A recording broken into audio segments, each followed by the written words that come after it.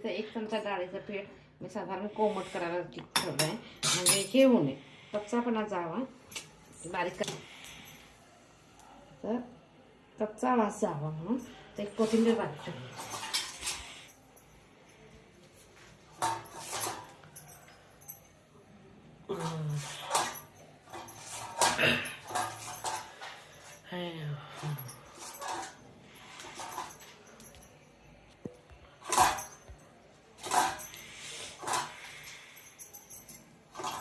मुळ्याचा मागचा आणि पुढचा काढून घ्यायचा.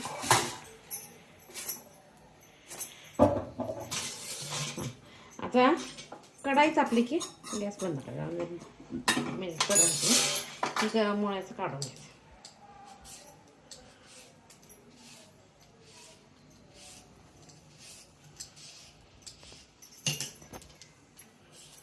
गॅस बंद करते आणि त्या कढईवर होऊन जाते.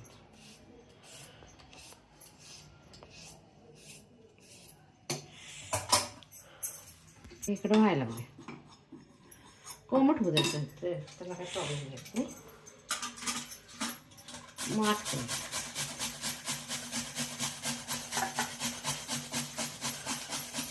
बेसन खमंग भाजला की काय होतं, त्याचा हे वास निघून जातो तसा.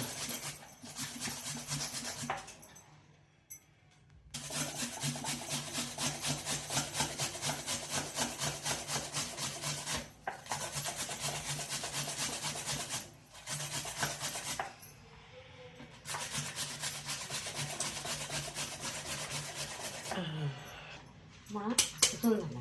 मुळ्यामध्ये पाण्याचा अंश जास्त असतोय, त्यामुळे असं पिळून घ्यायचं. हे पाणी फेकायचं नाही. गव्हाची कणिक मळायची नाही. मी काय करणार आहे, गव्हाची कणिक करणार. कोणाला मैदा आवडतो त्याने मैदा करायचा. आम्ही मैदा आरोग्याला चांगला नाही खात नाही, तर ही पाणी घालून गव्हाची कणिक मळून घेणार.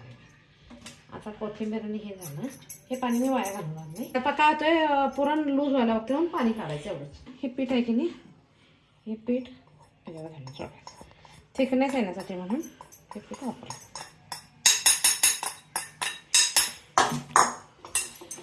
आता आम्ही तवा स्लोली चालू ठेवते.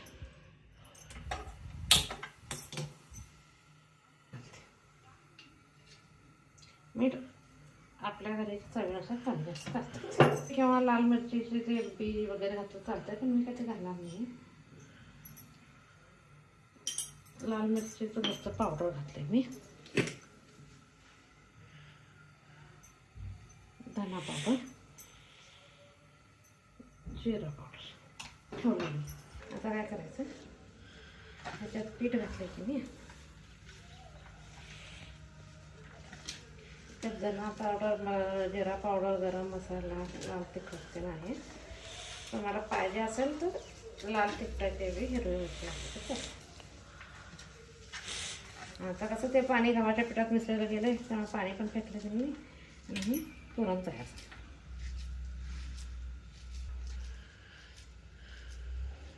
नाश्त्याला आता गॅस बारीक करते.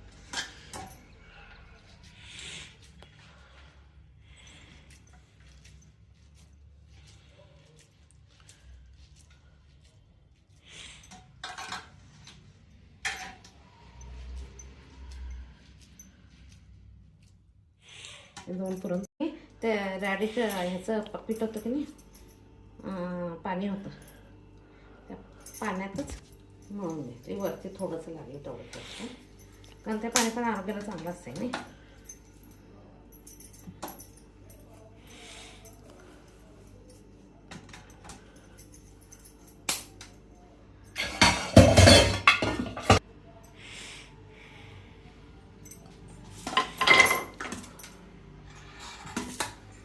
आता काय करायचं, पुरण बघायला येणार एवढा मोठं करून घ्यायचं.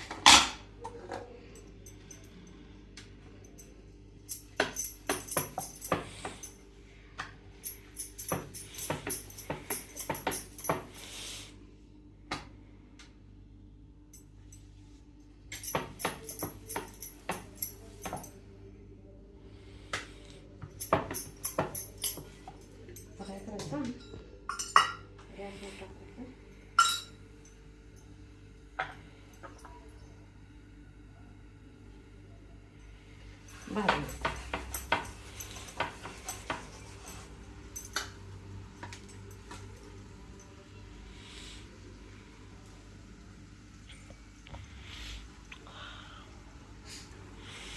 स्वस्त स्वस्त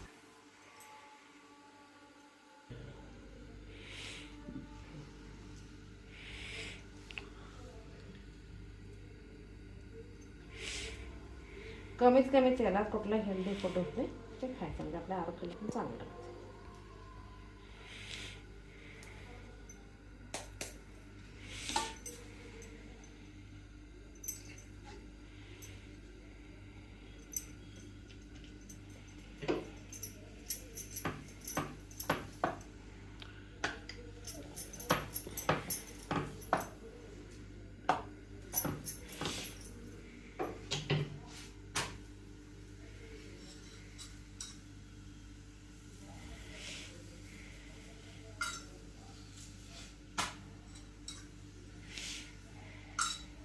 पण काही प्रॉब्लेम नाही. पीठ आहे लावायला.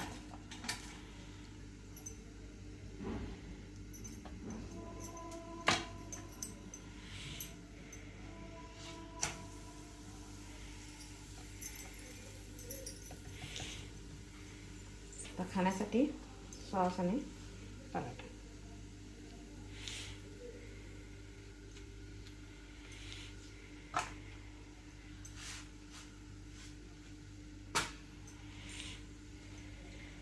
आजचा माझा ब्रेकफास्ट मुली परोठा खाण्यासाठी तयार आहे. माझी रेसिपी आवडली तर लाईक शेअर करा.